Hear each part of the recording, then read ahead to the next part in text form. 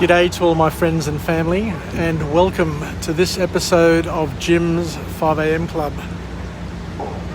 As you can see, there's a bit of cloud moving in. It's an overcast spring day here in Sydney.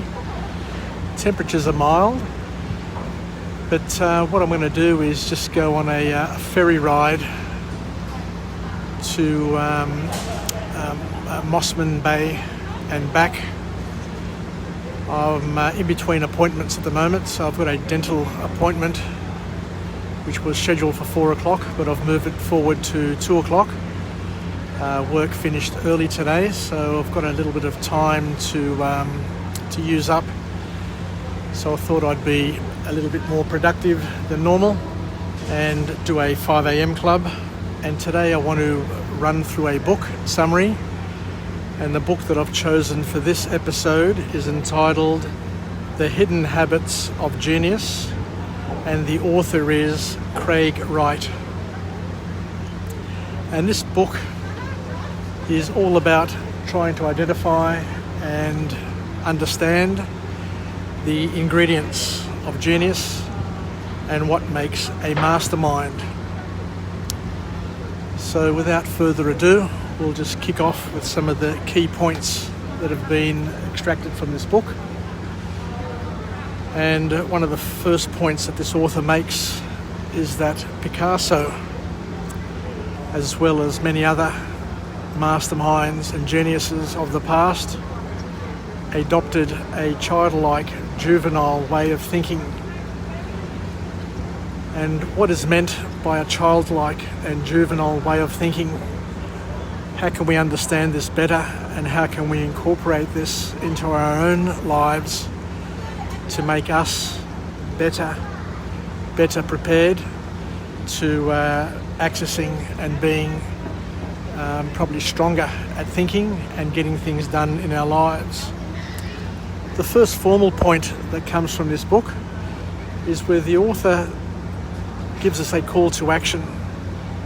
And he says that one of the common traits, one of the common properties that most masterminds and geniuses have is that they have a thirst for knowledge. They have an ability to want to continue to learn, grow and develop, which allows them to grasp a wider perspective and thus create masterpieces. So it's all about having an attitude, a want for living, learning, growing, developing and learning. So basically trying to become a lifelong learner, where every day you try to learn something new to build on what you knew yesterday. And a few years ago I learnt a very important principle where somebody defined and described learning as the process of adding the unknown to the known. So the more you know, the more you're capable of knowing. So when you take that principle and you add the other principle of curiosity and thirst for knowledge, what happens is you end up with some principles and some capabilities and an inventory of skills that allow you to generate a broader understanding of the world around you. And the author then goes on to say that we are all born curious. So most people, I'm not saying every person, but most capable human beings are born with curiosity. I'm a grandfather now, and I was a father as well. And when you see young children growing up, what you do learn is that they are very, very curious, and they ask a tremendous amount of questions. My little granddaughter at the moment, who's 2 years old, is like a little parrot, repeating everything that we tell her. And my 4-year-old is questioning everything we do and asking very, very simple questions, but very, very profound and powerful questions. So we're heading off now, and I'll just continue the book bookwork and the book summary. So it's all about being curious. We're born curious, but it's about maintaining that curiosity.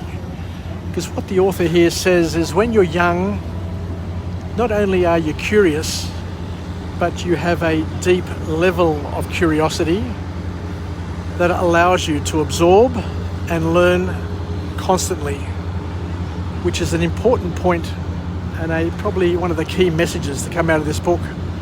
It's not about being curious alone, but it's about being deeply curious and wanting to know how things connect and how they relate. And as the author says, that deep curiosity is the key, and it's a juvenile and a very, very childlike way of seeing the world. Sadly, many people grow up, they mature, and lose that deepness of curiosity and just become curious, but not at a level that's going to help them grow, develop, and continually become the best versions that they can about themselves.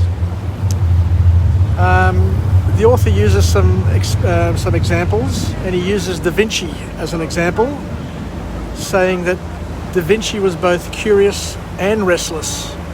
He had a restless mind that pushed him to learn something new every single day.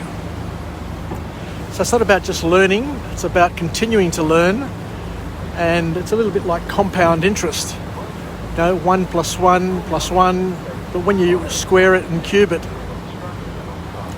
you're able to have an inventory of knowledge that is far more vast than the average person who doesn't want to learn something new on a daily basis. So what the author here is saying is that curiosity can be cultivated. You need to become receptive to learning new things, and you need to basically embrace the whole learning process. So it's something that you need to focus on. It's something that you need to think about in a positive way, and you can do it if you choose to do it, I guess is the key point. So we need to maybe consider setting goals on a daily basis to learn something new, something special, and to connect the unknown to the known as often as we can. The next formal point to come out of this book here is where the author says that geniuses are completely focused on their work. So it's all about being extremely focused. So it's all about focus, being extremely focused and mono-focused. How beautiful is it being on this boat, this ferry today, on this magnificent day. But it's not only about being focused, but it's about prioritizing your focus and not being distracted. So it's being focused on the things that are most important and the things that are going to give you the biggest bang for your buck. So it's all about curiosity and concentration. It's those two together which equal genius and mastermind. So it's not about just being curious. It's about focusing your curiosity and not flip-flopping from one thing to the other is the key point. And the author also says that what is important is to try and anticipate outcomes. To try and work out scenarios in your mind so that, for example, Einstein, he uses Einstein as an example, who would hold a baby in one arm and in the other hand he'd be solving equations with his other hand. So being able to focus on learning and having a focused mind at all times. So the last point that comes out of this book here is about breaking the rules that can allow you to foster innovation and an original way of working. You don't have to do things the way other people do them. You don't have to follow other people's plans. Each person, according to the author, needs to focus on what works best for them. But as we know, society wants people or prefers people to follow rules. But if we look back over time, it's the people who break the rules on occasion, but in a purposeful way, which aligns to their goals and values, that end up adding the greatest value to society. So the author makes a very valid point here, saying that you can become integrated into society by following the rules, but you can't change the world by obeying the rules.